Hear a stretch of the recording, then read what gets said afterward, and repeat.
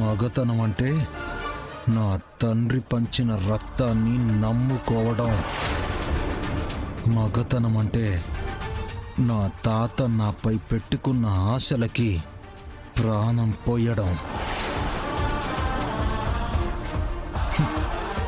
ఇవన్నీ నీకు అర్థం కావాలంటే మీ అమ్మ నీకు నూరిపోసిన బుద్ధితో కాదు, నీ తలలో నువ్వు వాడకుండా వదిలేసిన గుజ్జుతో ఆలోచించు.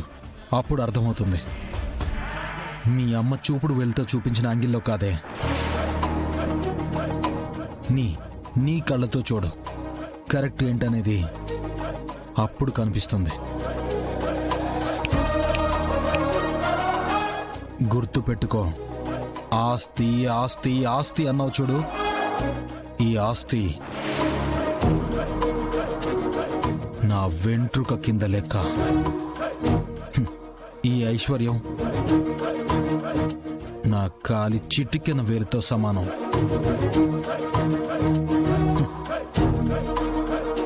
అయినా నేను ఇంటి చుట్టూ తిరుగుతున్నానంటే కారణం మిమ్మల్ని నా అనుకోవడం.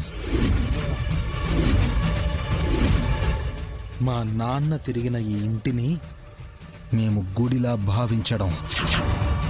మా అమ్మపై పడ్డ నిందని పడ్డ చోటే నిజం కాదు అని నిరూపించాలనుకోవడం.